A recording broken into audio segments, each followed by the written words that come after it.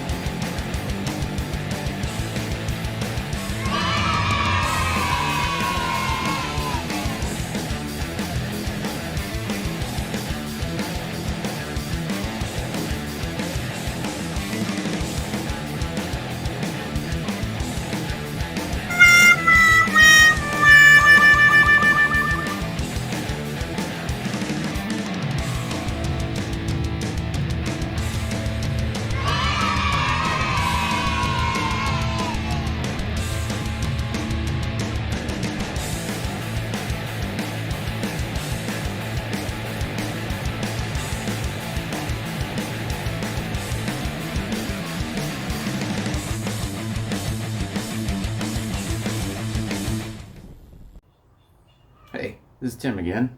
Thanks for hanging out with us to the end of the Bike to Work Month experiment. Got some results for you. Before I dive into those, I just want a little caveat. So I went into this with the intention of making every ride kind of consistent as far as effort level goes. As you just seen, there may have been a few that actually turned into some interval sessions where I had some fun on the way home, running down some buses. Got to make it fun. So, in order results. So I managed to lose 11.6 pounds of body weight, which equated to 2 inches around the middle. Can't beat that. I did a FTP test at the beginning of the month, 243 watts. Followed up with another one at the end of the month, 255 watts.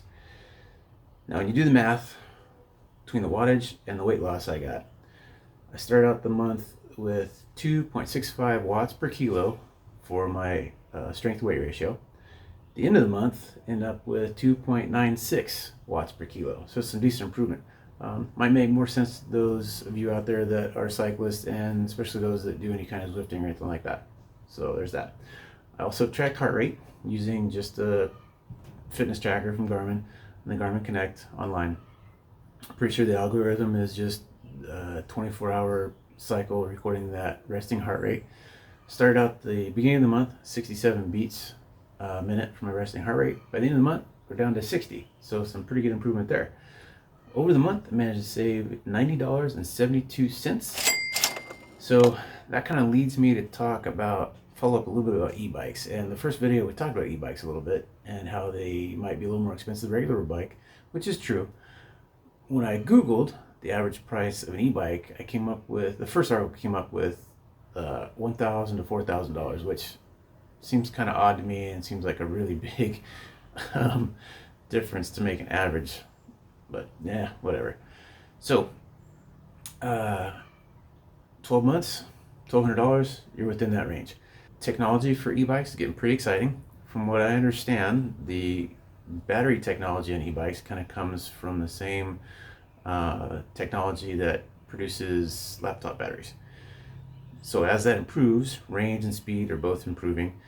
I also saw an article talking about one e-bike that had, I guess, done some work with Whoop straps that monitor your heart rate and that kind of thing, connected via Bluetooth to the bicycle. As your heart rate goes up, the power produced by the e-bike varies depending on what your heart rate's doing and how you've set it. So pretty exciting technology coming from the e-bike industry. So also had some questions in passing around the gym for those that knew I was doing this. What was the distance? So average per day was 21 miles, very little bit. What was my route? So most of the time I was taking Blackstone to and from. In the morning, Blackstone was cake. Not that many cars. It's well lit because all the businesses keep their lights on. Um, that's people concerned. The closer I got to downtown, some nefarious bad actors. I think the worst interaction I had with anybody was someone yelling at me from a bus stop at Blackstone and Belmont to borrow a cell phone, which of course I didn't stop to engage, but that was it. It was pretty cake.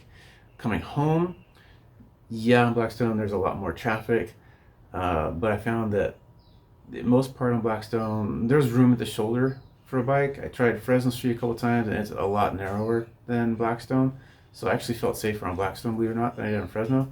So there's that. Average speed. So kind of hard to determine average speed because stopping and starting at traffic lights kind of affects the average speed coming across on my Garmin. But once I was rolling, it seemed like usually I was 17, 20 miles an hour. The backpack I was carrying things in, how much did the pack weigh? 14 pounds on average. What is in your patch kit? So I carry one tube, a couple tire levers, a little bit of money just in case, a inflation device and a CO2 cartridge to go with it, and a very small minimalistic multi-purpose tool. And believe it or not, it all fits in this little tiny saddle bag, and that gets me out of most trouble I get into on training rides. For those of you who don't know how to repair a tire or change a flat, I should say, I'll leave a hyperlink below to a video I did, basic how to change a flat. I produced it for when I coached team and training, Commute size team and training for those guys from 10 or 15 years ago. So there'll be that if you're interested. Let's see. So obviously the pros, the fitness, and one other thing to add to fitness, and this is an adaptation. I didn't realize it happened this quickly, but I noticed after about a week and a half, 2 weeks, that the calorie count on my commute rides was going down. So my body physiologically actually started to become more efficient at burning calories during that time period. It's physiological change that I expected, but not after a week and a half to 2 weeks. That was pretty quick, I thought. So mental benefits. So I have not ridden at night in a long time. I forgot how peaceful that was. Again, the ride was totally cake, not much traffic, not many people out at the time of day. I was commuting downtown, totally peaceful, got my mind right before I walked in the door at work. The other thing on the ride home is it felt like by the time I got home, I had left work at work. The other aspect of it, when I commute via car, I usually listen to news radio, and in fact that's where I get most of my news. So I went a whole month without really getting any news, and kind of the negativity and the depression that comes with listening to the news all the time. So that was another benefit mentally, and of course the money savings. So please comment, like, subscribe. If you have any questions, drop them in the comments below. I'm happy to answer any questions you may have. Thanks for hanging out with us, and we'll see you next time. Thanks.